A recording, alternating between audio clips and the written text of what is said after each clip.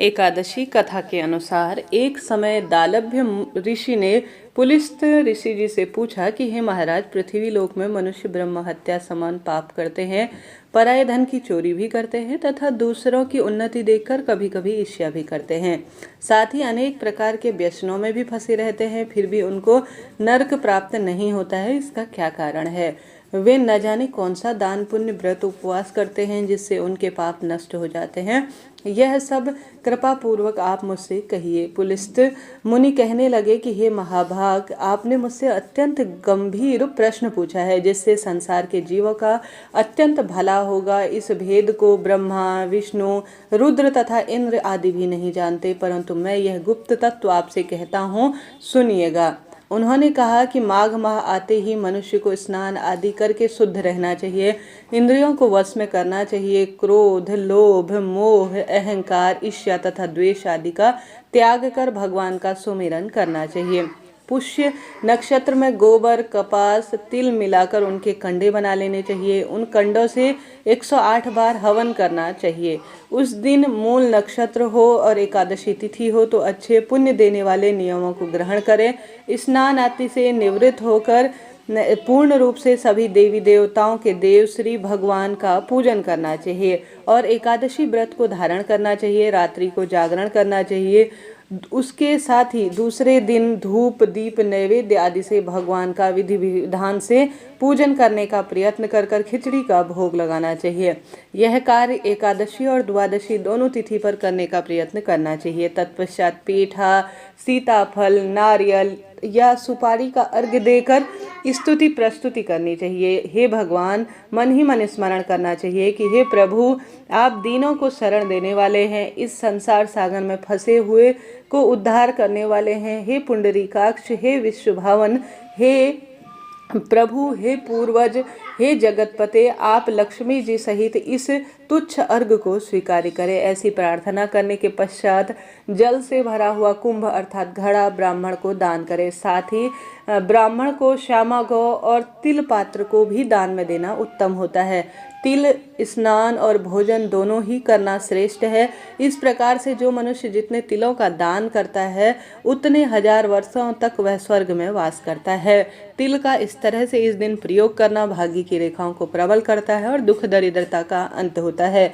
सबसे पहले तिल का प्रयोग स्नान के रूप में करें। दूसरे स्थान पर तिल का उपटन लगाने का प्रयत्न करें। तीसरे जो है तिल के हवन का प्रयत्न करें। साथ ही तिल का तर्पण जरूर से करना चाहिए। साथ में 5वें स्थान पर तिल का भोजन करने का प्रयत्न करना चाहिए और 6ठे स्थान पर हमेशा तिल का दान करने का प्रथा शास्त्रों में कही गई है। इस प्रकार से 6 तरह से तिल का प्रयोग करें। इनके प्रयोग के कारण यह 60 तिला एकादशी कहलाई। इस व्रत को करने से मनुष्य अनेक तरह के पापों को नष्ट कर लेता है। इतना कहकर पुलिस्त ऋषि कहने लगे कि अब मैं तुम्हें इस एकादशी की कथा कहता हूँ, ध्यान से सुनो। एक समय नारद जी ने भगवान विष्णु से यही प्रश्न किया था और भगवान ने जो सटतिला एकादशी का महत्व नारद जी से कहा सो मैं तुमसे वही कहता हूँ, ध्यान से सुनो। भगवान ने नारद जी से कहा कि हे नारद जी, मैं तुमसे सत्य घटना कहता हूँ, ध्यान पूर्वक सुनो। प्राचीन काल में मृत्युलोक में एक ब्राह्मणी रहती थी। वह सदैव व्रत, पूजा पाठ, उपवास इत्यादि के कार्य में लगा रहती थी। एक समय वह 1 मास तक व्रत करती रही जिससे उसका शरीर अत्यंत कमजोर अर्थात दुर्लभ हो गया। यद्यपि वह बहुत बुद्धिमान थी तथा उसने कभी जो है देवी देवता और ब्राह्मणों के निमित्त पूजा पाठ वह सब किया करती थी, व्रत उपवास भी करती थी, परंतु अन्न या धन का कभी उसने दान नहीं किया। इसलिए मैंने सोचा कि ब्राह्मणी ने व्रत आदि करके अपने शरीर को तो शुद्ध कर लिया है, अब इसे विष्णु लोक तो मिल ही जाएगा, परंतु इसने कभी अन्न का दान, जल का दान, वस्त्र का दान, भूदान, गोदान या किसी भी तरह से कोई दान नहीं किया है, इसलिए इसकी तृप्ति हो पाना कठिन है। भगवान ने आगे कहा, ऐसा सोचकर मैंने भिखारी के वेश में मृत्युलोक में उस ब्राह्मणी के पास गया और उससे भिक्षा मांगी। वह ब्राह्मणी बोली, महाराज किस लिए आए हो? मैंने कहा मुझे भिक्षा चाहिए। इस पर उसने एक मिट्टी का ढेला मेरे भिक्षा पात्र में डाल दिया। मैं उसे लेकर स्वर्गलोक में आ गया।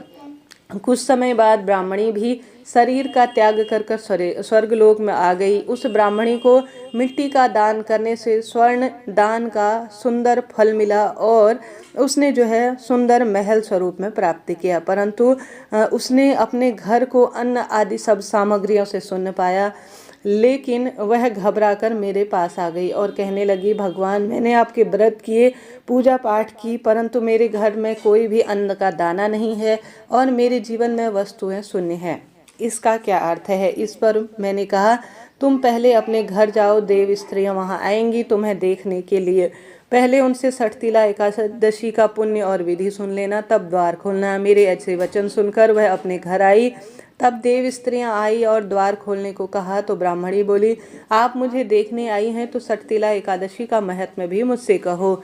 उनमें से एक देव स्त्री कहती है कि ब्राह्मणी ने षठतिला एकादशी का महत्व सुना, तब द्वार खोले। देवांगनों ने उसको देखा कि न तो वह गांधारवी है और न ही आसुरी है, वरन वह पहले जैसी एक मानुषी है। उस ब्राह्मणी के कथन के अनुसार षठतिला एकादशी का उसने व्रत किया और इसके प्रभाव से वह अत्यंत सुंदर और रूपवती हो गई। और साथ ही उसने व्रत कथा में यह भी सुना, महात्म्य में यह भी सुना षठतिला एकादशी व्रत के, कि ज़्यादा से ज़्यादा दान पुण्य करना चाहिए, जिसके प्रताप से ही हमारे जीवन में आने वाले दुखों का निवारण होता है और मृत्यु के पश्चात हम सभी वस्तुओं को प्राप्त करते हैं। उसके बाद उसने दान पुण्य के साथ साथ व्रत उपवास को भी संपूर्ण किया, जिससे कि उसके घर में अन्न धन और सभी चीज़ों से उसका घर युक्त हो गया। अतः मनुष्य को मूर्खता त्याग कर षठतिला एकादशी का व्रत और लोभ न कर तिल आदि का दान करना चाहिए, जिससे कि दुर्भाग्य, दरिद्रता तथा अनेक प्रकार के कष्ट दूर होकर मोक्ष की प्राप्ति हो। जय श्री नारायण। अब इसके साथ ही आज एकादशी माता की आरती भी कर लेते हैं, आरंभ करते हैं। मेरे साथ आप सभी भी बोलिए, एकादशी माता की जय। ओम नमो भगवते वासुदेवाय। ओम जय एकादशी माता मैया, जय एकादशी माता।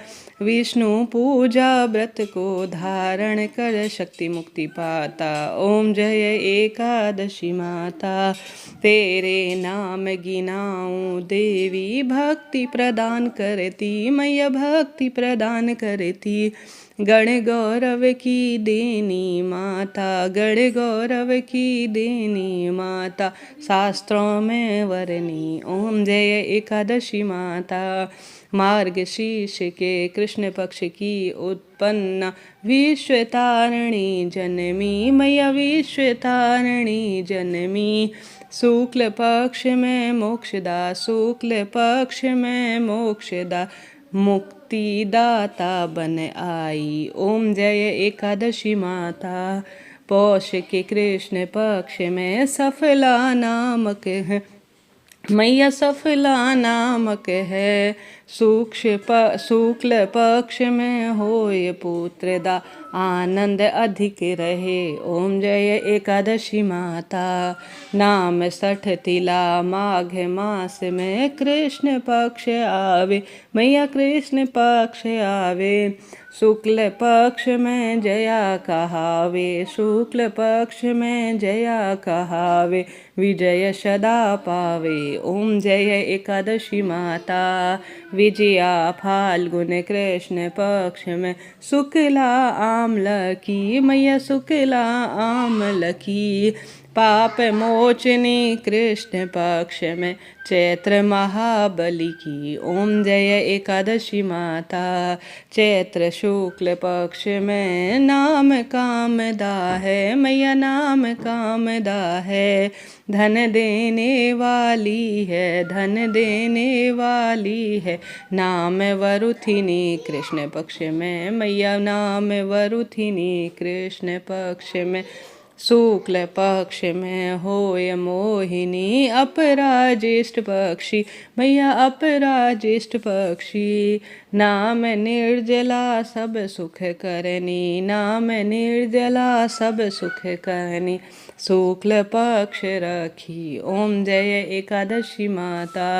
योगिनी नाम आषाढ़ में जाने, कृष्ण पक्ष करनी मैया कृष्ण पक्ष करनी।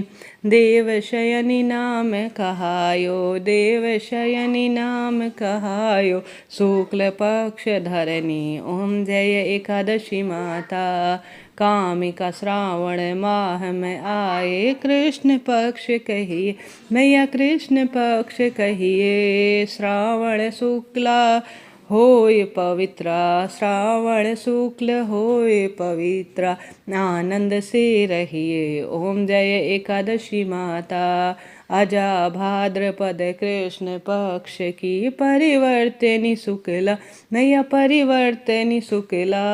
इंद्रा अश्विनी कृष्ण पक्ष में, व्रत से भव सागर निकला। ओम जय एकादशी माता, पाप कुंशा शुक्ल पक्ष में आप हारणी हो मैया आप हारणी हो। रमा एकादशी कार्तिक में आवे, सुखदायक भारी। ओम जय एकादशी माता, देव उत्थानी शुक्ल पक्ष की, दुख नाशक मैया मैया दुख नाशक मैया। पावन मास में करूँ विनती मैया, पावन मास में करूँ विनती, पाप करो नैया। ओम जय एकादशी मैया, परमा कृष्ण पक्ष में होती जंग, जन मंगल करनी मैया जन मंगल करनी। शुक्ल पक्ष में होए पद्मिनी, शुक्ल पक्ष में होए पद्मिनी, दुख दारिद्र हरनी। ओम जय एकादशी माता, जो कोई एकादशी माता की आरती भक्ति सहित गावे मैया भक्ति सहित गावे, जन गुर दीता स्वर्ग में वासा, जन गुर दीता स्वर्ग में वासा, निश्चय वह पावे। ओम जय एकादशी मैया, बोलिए प्रेम से एकादशी मैया की जय। जय माता दी। ओम नमो भगवते वासुदेवाय। इस तरह से यह कथा थी, आपने श्रवण किया, आपका आभार और धन्यवाद। वीडियो उचित उपयोगी रहते हैं तो लाइक करें, शेयर करें, सब्सक्राइब करें।